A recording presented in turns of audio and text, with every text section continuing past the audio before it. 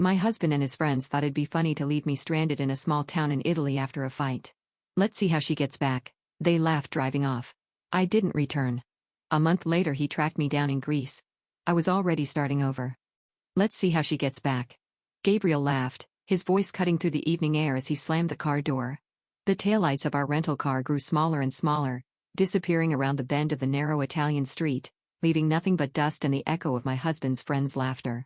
I stood frozen, my mouth still open in mid-sentence. The argument we'd been having outside the small cafe suddenly rendered meaningless by his unthinkable action.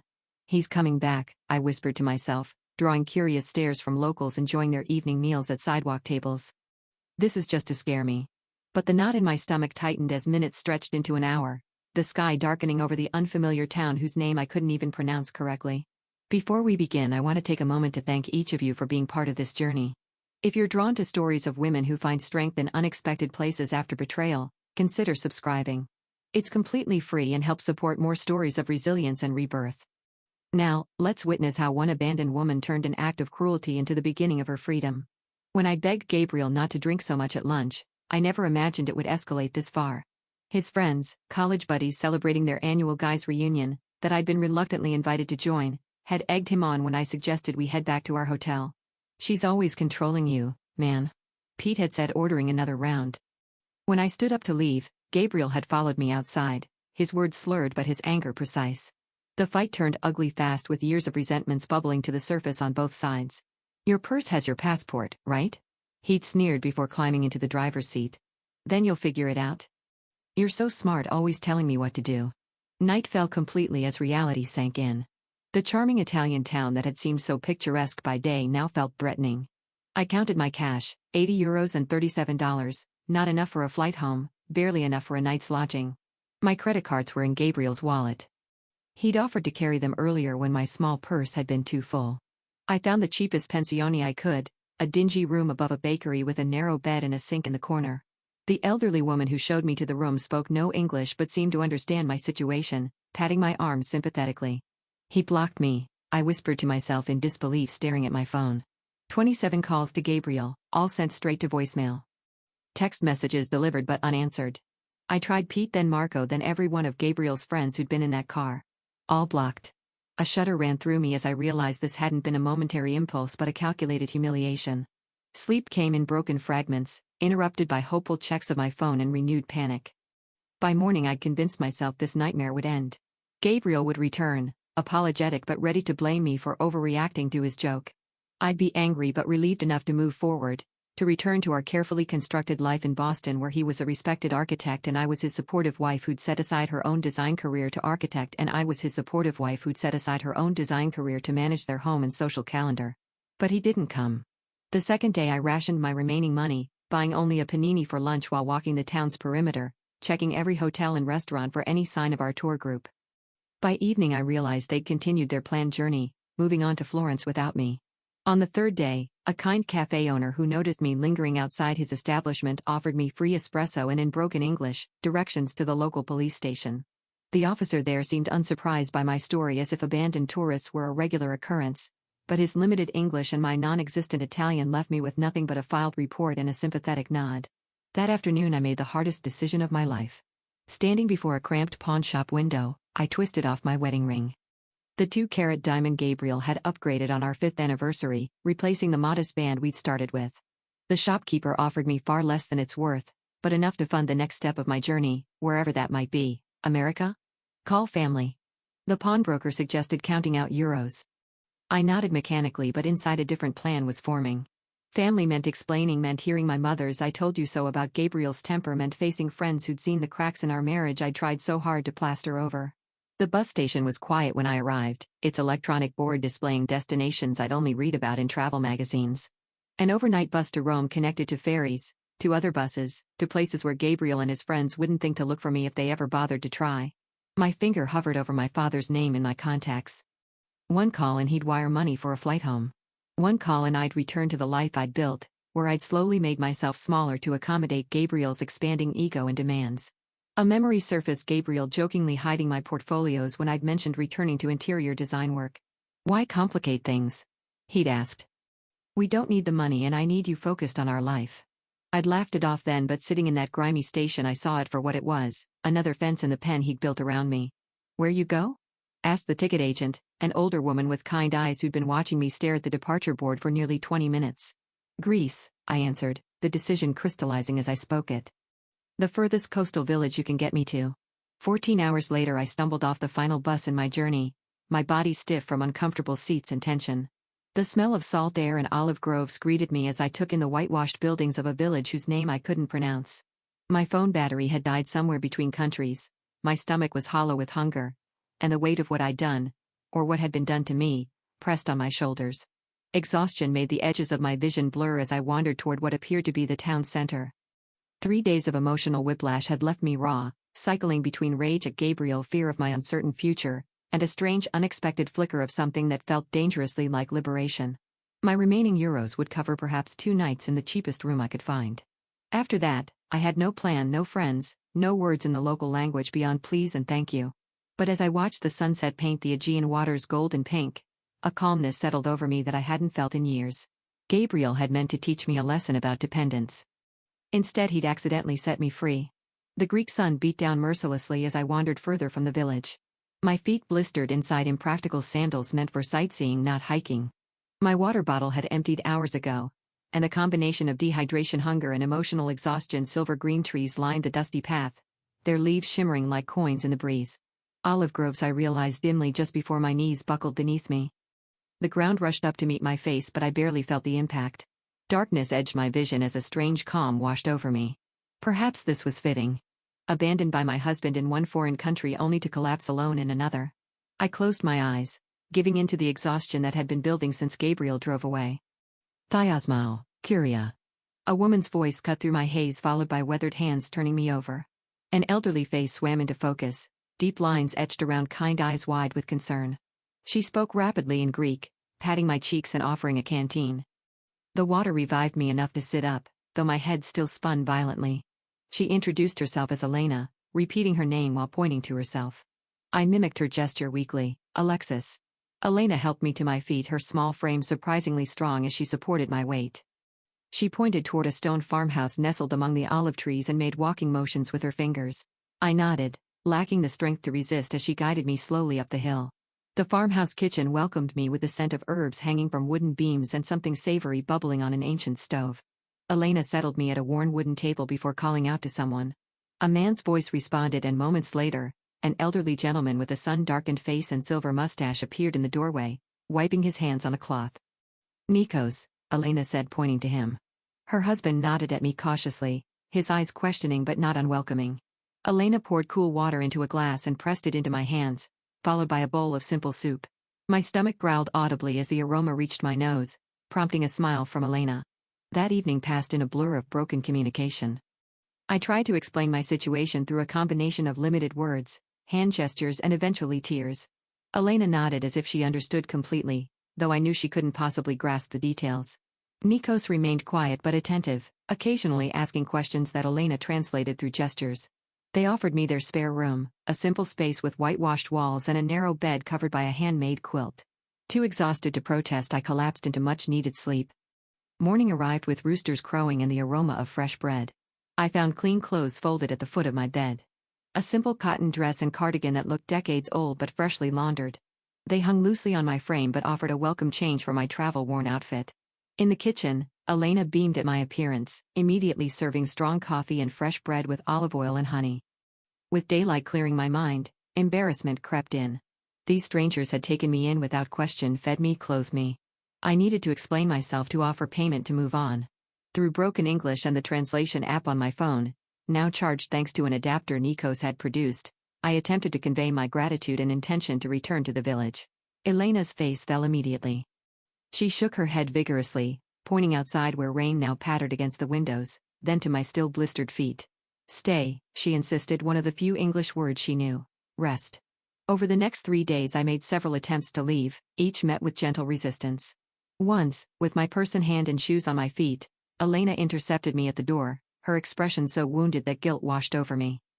She took my hand and led me to a small wooden box on the mantel, opening it to reveal photographs. Her fingers trembled as she pointed to a young woman with Elena's eyes and Nikos's smile. Sophia, she said softly, then pointed far away. Australia. Her eyes filled with tears as she made a cradling motion with her arms, then held her hand at waist height, indicating a child grandbaby, she managed in English, pointing to a more recent photo of an infant. No see. I understood then. Elena saw in me a surrogate for her absent daughter, a presence to fill the hollow space left behind. Rather than feeling manipulated, my heart ached for her loss. I nodded slowly and returned my purse to the hook by the door. Each day brought new routines as I gradually integrated into their farm life. Elena showed me how to gather eggs from the chickens without frightening them, how to hang laundry so the mountain breeze would catch it just right. Nikos taught me to identify weeds among the vegetable garden, his patience evident as I mistakenly pulled up an herb the first time. The work was physical, nothing like my carefully curated life in Boston, but satisfying in ways I'd forgotten existed. My body, accustomed to designer gyms and measured exercise routines, protested at first. New calluses formed on my hands and muscles I didn't know I had ached each evening. But with each passing day the pain lessened and my strength grew. More importantly, the constant mental cycling through my abandonment began to quiet, replaced by the simpler concerns of farm tasks and language learning. At night, sitting on the small porch while Elena knitted and Nikos smoked his pipe, I found myself experiencing moments of peace. The betrayal still cut deep, but here, surrounded by ancient olive trees and the rhythm of rural life, it began to feel less like the end of my story and more like an unexpected chapter. 2 weeks after my arrival, Elena sat beside me as we shelled peas from the garden. She studied my face, her expression thoughtful before asking slowly in her improving English, "Home? You want go home?" She made a plain motion with her hand, then pointed toward America. The question hit me with unexpected force. Home? The word conjured our sleek Boston brownstone with its designer furniture and carefully coordinated decor. It also brought Gabriel's controlling behavior into sharp focus. His helpful management of our finances that left me without independent access, his subtle discouragement of my friendships, his dismissive attitude toward my career aspirations. Tears spilled down my cheeks as words poured out in a language Elena couldn't fully understand, but emotions that transcended the barrier. I told her about Gabriel's betrayal, about years of slowly surrendering pieces of myself to keep peace, about the humiliation of being abandoned like unwanted baggage in a foreign country. Elena's weathered hand covered mine as I spoke. When I finished, she pointed to her heart, then to the farm around us and finally to me. The message was clear. I had a place here if I wanted it. Work, I said carefully, mimicking Nikos tending the olive trees. I stay, I work. Elena's smile bloomed like the sunrise over the Aegean. She nodded, squeezing my hand before returning to the peas as if we just agreed to something as simple as tomorrow's menu rather than a complete redirection of my life. My decision to stay marked the beginning of my education in olive farming. The very next morning, Elena shook me awake while stars still dotted the sky, handing me work clothes and sturdy boots that had belonged to Sophia. Half asleep, I followed her and Nikos to the grove where the first hint of dawn barely illuminated the ancient trees. Elise, Elena said, pointing to the fruit-laden branches. She demonstrated the proper technique, gently combing the branches with wooden rakes to release the olives onto nets spread below. My first attempt sent twigs and leaves showering down along with precious few olives, earning me a patient correction from Nikos. By mid-morning, the sun blazing overhead, my shoulders burned with exertion, and my city-soft hands had developed their first blisters. Boston lady hands, Elena teased gently, examining my palms at lunch break. She disappeared into the house, returning with a homemade salve that smelled of herbs and beeswax. The cooling relief was immediate as she spread it across my raw skin. Tomorrow better, she promised, and surprisingly she was right. Each day brought improvement. My technique refined, my strength building, my hands toughening. Within weeks I could work alongside them for hours without complaint, taking pride in the growing piles of harvested fruit. The sorting process proved even more demanding than the harvest. Seated at a long table under the shade of a pergola, we meticulously separated the olives by quality. The perfect ones destined for the premium oil, slightly blemished for second grade, damaged ones for soap making. Elena watched me with hawk eyes at first, correcting my mistakes with gentle nudges. Gradually, her corrections became less frequent as my eye developed for the subtle distinctions. "You learn fast," Nikos commented one evening, his broken English improving alongside my rudimentary Greek. It was the highest compliment he'd paid me, and warmth spread through my chest at his approval. My education extended beyond the groves into Elena's kitchen, a place that initially intimidated me with its lack of modern conveniences.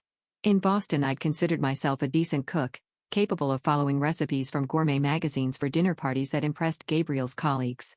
But Elena's cooking involved no measuring cups or precise temperatures, just generations of knowledge passed through hands and observation. Watch, she'd say, kneading dough for bread with practice motions. I'd mimic her movements, failing spectacularly at first. My initial loaves emerged from the outdoor stone oven misshapen and either underbaked or burnt beyond recognition. Practice, Elena encouraged, breaking apart even my worst attempts to taste them. All learning is waste. Her acceptance of imperfections struck me as revolutionary. In my previous life, mistakes had been something to hide, not stepping stones to mastery. The simplicity of their meals revealed how processed my American diet had been. Here, everything came from their land or neighboring farms, vegetables still warm from the sun, eggs collected that morning, cheese from the goats down the road. The flavors were vibrant and clean, needing little enhancement beyond olive oil, lemon and herbs from Elena's garden. My body changed on this diet and work regimen. The designer clothes I'd arrived in grew loose as unnecessary weight melted away, replaced by lean muscle. My complexion, once maintained through expensive creams, glowed from simple olive oil soap and honest sweat. When I caught sight of myself in the small mirror above the bathroom sink, a stranger looked back, tanned stronger, somehow more substantial despite weighing less. As my Greek vocabulary expanded, Elena and I found more ways to communicate beyond labor and food. During evening breaks, she brought out her photo albums, pointing to black and white images of her youth in the village. I was startled to discover she'd once been a school teacher before returning to her family's olive business after marriage. You? She asked, mimicking typing on a keyboard. I took out my phone, showing her photos of my interior design projects from before marriage. The career Gabriel had dismissed as a hobby. Elena studied them with genuine interest, pointing to elements she liked and making appreciative sounds. Beautiful thinking, she said, tapping her temple. Her validation of my creative work brought tears to my eyes. Such simple acknowledgement, yet something Gabriel had gradually withdrawn as our marriage progressed. One rainy afternoon, Elena taught me to knit, her patience endless as I dropped stitches and created uneven rows. My first completed project was a simple scarf, lumpy and imperfect, but entirely made by my hands. I wrapped it around my neck with more pride than I'd felt wearing the designer cashmere Gabriel had given me for Christmas. Other handmade possessions followed. A clay mug formed under Nikos's guidance. A woven basket I learned to make from a neighbor.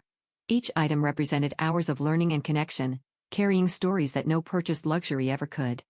My collection grew as my attachment to material perfection diminished. After 3 months of working without compensation beyond room and board, Elena approached me one morning with Nikos at her side. They led me to the small building where they pressed and bottled their olive oil, showing me the modest inventory they'd produce from our harvest market day, Elena announced, pointing to the calendar. You come. The village market bustled with activity. Farmers and artisans displaying their goods while locals and the occasional tourist browsed among the stalls. Elena and Nikos set up their simple table, arranging bottles of golden green oil alongside olive soap and jars of preserved olives. To my surprise, they positioned me at the front of the table, encouraging me to speak with customers. My broken Greek and their limited English created moments of confusion and laughter, but sales steadily accumulated throughout the day. As the market closed, Elena handed me an envelope containing euros. Your part, she said simply. Fair work, fair pay. I stared at the modest sum, perhaps enough for a single meal at the restaurants Gabriel and I had frequented. Yet this money represented something I hadn't possessed in years. Independence earned through my own labor. No strings attached, no subtle expectations of gratitude or compliance, just fair compensation for honest work. That night, I placed the envelope under my pillow, occasionally reaching to touch it as if to confirm its reality. In our decade of marriage, Gabriel had gradually taken control of our finances to simplify things, leaving me with credit cards linked to accounts he monitored. This small stack of euros represented the first step toward rebuilding a life that belonged fully to me. As I drifted toward sleep, I realized I hadn't thought about Gabriel at all during market day. My mind too occupied with Greek phrases for transactions and pride in our products. The space he'd occupied in my thoughts had shrunk, replaced by olive groves, kitchen lessons, and the growing certainty that I was capable of far more than he had ever allowed me to believe. The following week, Elena and Nikos invited me to join them for dinner at the taverna in the village square, a first since my arrival. Dressed in a borrowed blouse from Elena, I felt a nervous flutter as we entered the bustling establishment. The owner, Stavros, greeted the couple with enthusiastic embraces before turning curious eyes to me. Our American, Elena said proudly in Greek, a phrase I'd learned to recognize. Stavros smiled warmly, ushering us to what was clearly their regular table. Over plates of grilled fish and village wine, Nikos cleared his throat and spoke in careful English. Alexis, we want talk business with you. His seriousness caught me off guard. Had I made some mistake? Was it time for me to move on? Elena reached across the table, patting my hand reassuringly before continuing where her husband left off. We old now. 68, 70 years. She pointed between herself and Nikos. No children here. Sophia not coming back. Nikos nodded solemnly. We think retire soon. 2, 3 years. But olive trees. He made a sweeping gesture. 200 years old. Need young hands. My breath caught as I began to understand. Elena smiled, her eyes crinkling at the corners. You learn fast. Work hard. We teach everything. Then, she spread her hands as if offering something. Business yours. The proposition stunned me. They barely knew me, a foreigner who'd stumbled into their lives just months ago. Yet here they were, offering a future I hadn't dared imagine. But I don't know enough, I stammered. The trees, the pressing the business side. You learn, Nico said firmly. We teach. No rush. That night marked the beginning of my true apprenticeship. No longer just an extra pair of hands, I became heir to generations of knowledge. Each morning, Nikos took me through different sections of their groves, explaining how soil variations affected flavor profiles, how to identify early signs of disease, when precisely to harvest each section for optimal oil quality. Elena focused on teaching me the business records, a combination of handwritten ledgers and basic computer spreadsheets their grandson had set up during a holiday visit years ago. Her method of tracking expenses and income was functional but outdated. Seeing an opportunity to contribute beyond physical labor, I spent evenings updating their systems, creating digital records that made inventory and sales tracking simpler. Look, I showed Elena one night, demonstrating how to filter the spreadsheet to show which oil varieties sold best at which markets. Her eyes widened as patterns emerged from the numbers. Smart, she nodded approvingly. Boston lady brain good for business. With their blessing, I began implementing small marketing improvements. Our hand-labeled bottles received updated tags with information about flavor profiles and food pairings, knowledge I gleaned from countless cooking lessons with Elena. I created a simple brochure about their traditional methods, answering the questions tourists frequently asked at our market stand. My improving Greek helped forge connections beyond Elena and Nikos's immediate circle. The pharmacist who provided Elena's blood pressure medication began stopping by our market stall for conversations that extended beyond transactions. The baker's wife invited me to join her weekly coffee gathering with other village women, an intimidating but invaluable immersion in local language and customs. Stavros from the taverna became an unexpected ally when he began featuring our premium oil as a table offering, placing small carafes with our new labels prominently on each table. Good for you, good for me, he explained with a wink when I thanked him. Word spread and soon 2 other restaurants in neighboring towns contacted us about supplying their establishments. 6 months into my new life, I attended the baptism of the butcher's granddaughter, my first formal village celebration. Standing in the back of the small church, I watched the community ritual with a lump in my throat.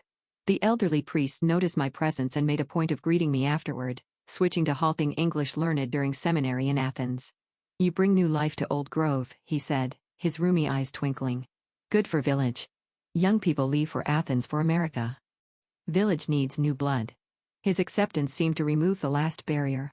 Invitations flowed more freely after that, to name day celebrations, impromptu gatherings at the beach, even a village committee meeting about the upcoming summer festival. Each event wove another strand into the web of connection holding me in place. Yana, the weaver whose stall stood beside ours at the weekly market, became a particular friend. 40 and widowed young, she possessed a sharp wit and pragmatic outlook that reminded me of my college roommate.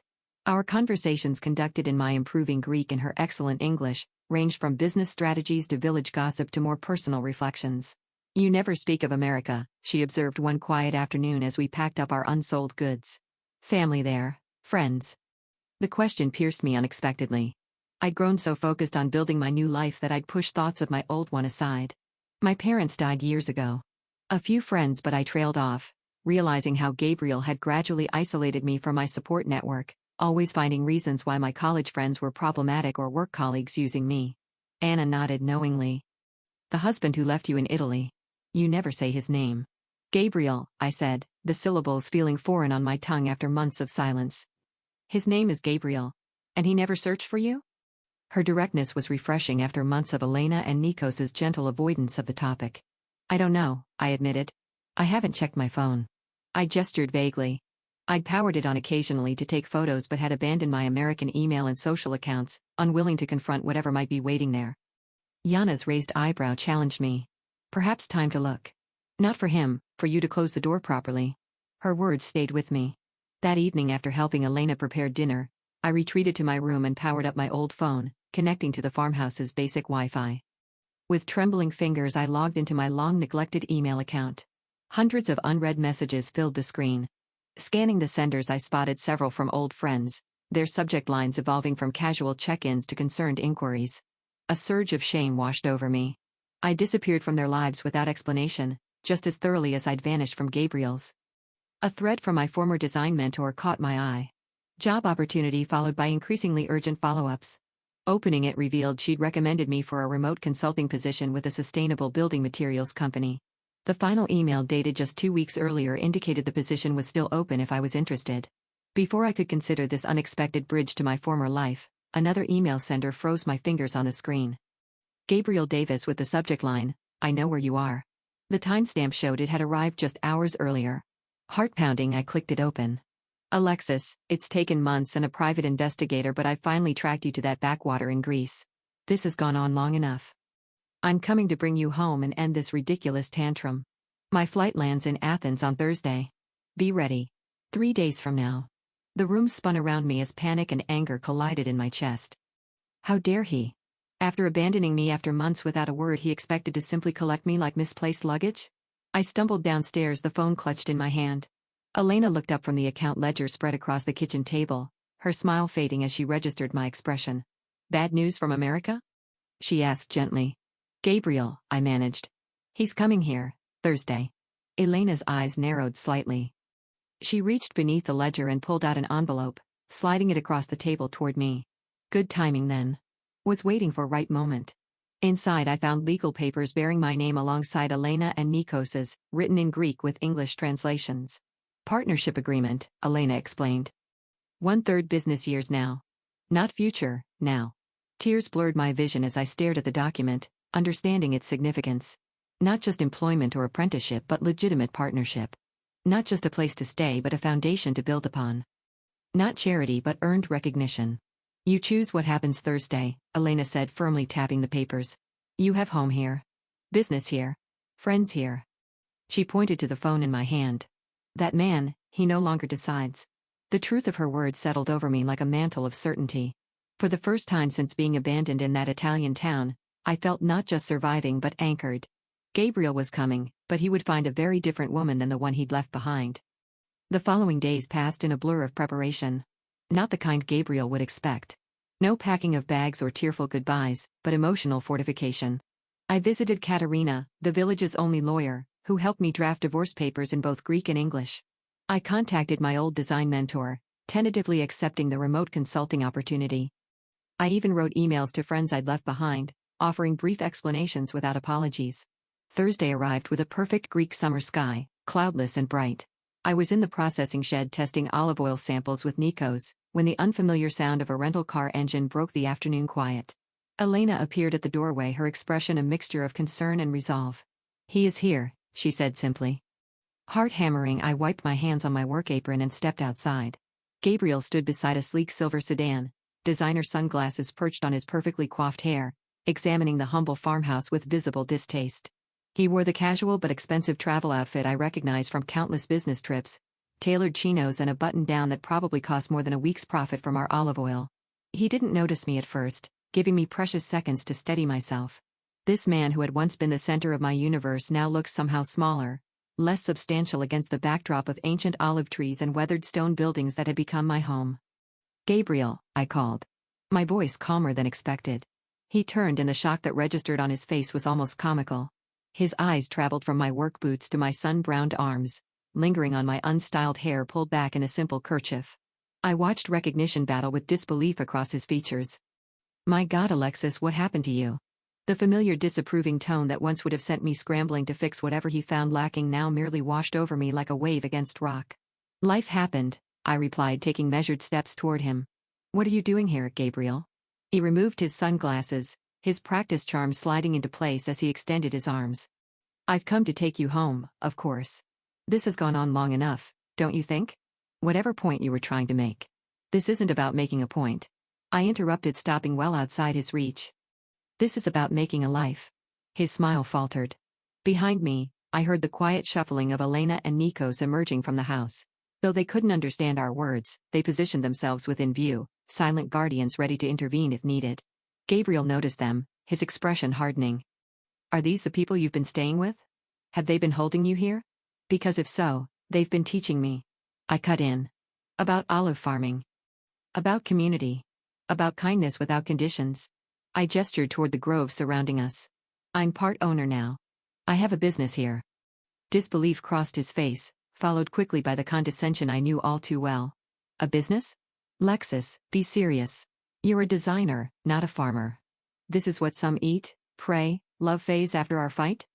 I admit I shouldn't have left you in Italy. It was a stupid drunken mistake. I've apologized. Now it's time to come home. You've apologized? I echoed. When? In what universe does tracking me down and demanding I return count as an apology? His jaw tightened, the charm evaporating. Fine. I'm sorry I left you in Italy. It was immature and wrong. Is that what you want to hear? Can we move past this now? Why did you even look for me, Gabriel? It's been months. Why now? He shifted uncomfortably, glancing at the elderly couple watching us intently. Can we discuss this privately? In the car, perhaps? They don't speak English and I have nothing to hide from them. Why now? His shoulders slumped slightly. Your parents have been calling. Friends asking questions at events. Clients wondering why you're not at the house when they visit. It looks. He trailed off. Bad for your image, I finished for him. It damaged your reputation. Our reputation, he corrected sharply. Our life together. The one we built over 10 years of marriage. The one you built, I countered. The one where I gradually became nothing more than an accessory to your success. Tell me, Gabriel, did you even notice how unhappy I was before Italy? Did you care? His expression darkened. We had a good life, Alexis. A beautiful home, financial security, respect in the community. What more could you possibly want? Purpose, connection, agency over my own choices. I gestured to the small stone house behind me. I found all three here in a place you dismiss as primitive and backward. This isn't you, he insisted, desperation edging into his voice. The Alexis I know wouldn't choose manual labor and poverty over comfort and position. I smiled, recognizing the fundamental truth in his statement. You're right. The Alexis you knew wouldn't have. But that woman died in Italy when her husband abandoned her as a joke. The woman standing before you made different choices. Elena approached, then pressing something into my hand, the partnership agreement we'd signed. Though she couldn't follow our words, she'd sensed the moment had come. I unfolded the document and held it toward Gabriel. I have legal ties here now. A business partnership. Responsibilities to people who value me for my contributions, not my appearance or social connections. His face flushed with anger. This is ridiculous. Whatever game you're playing. It's not a game, I said, reaching into my pocket for the envelope Katerina had prepared. These are divorce papers, Gabriel. Already filed with provisions for division of assets. He stared at the envelope as if it might burn him. You can't be serious. You'd throw away everything for this. He gestured dismissively at the modest farm. I'm not throwing away anything. I'm choosing something better. Something real. I stepped forward, placing the envelope in his rigid hand. You left me, Gabriel. You drove away laughing. You just never expected I'd find my way without you. His fingers closed reflexively around the papers, his expression cycling through shock, anger, and finally wounded pride. You'll regret this, he said, but the threat sounded hollow even to his own ears. When the novelty wears off and you're still hauling olives in the hot sun at 60, you'll remember what you gave up. Maybe, I conceded. But I'd rather risk regret from choices I made than live with the certainty of regret from choices made for me. Nico stepped forward then, placing a weathered hand on my shoulder. Though he couldn't understand our exchange, he recognized the conclusion in our body language. He said something in Greek to Gabriel, his tone firm but not unkind. What did he say? Gabriel asked, his voice smaller now. He said the road back to Athens is dangerous after dark. You should leave now to reach the city before nightfall. Gabriel looked between us, finally registering that this wasn't a negotiation or a rescue. Who's a goodbye? Without another word, he returned to his rental car, the divorce papers clutched in his hand. As the vehicle disappeared down the dirt road, Elena slipped her hand into mine. Together the three of us turned toward the house, my house now too. The evening's work awaited, oil samples to catalog, dinner to prepare, tomorrow's market inventory to check. My husband had once abandoned me in a foreign country, assuming I'd be helpless without him, assuming I'd come crawling back once I'd learned my lesson. Instead, I'd found fertile ground to plant new roots, stronger and deeper than he could have imagined. Sometimes the cruelest actions yield the greatest gifts. In trying to break me, Gabriel had accidentally set me free.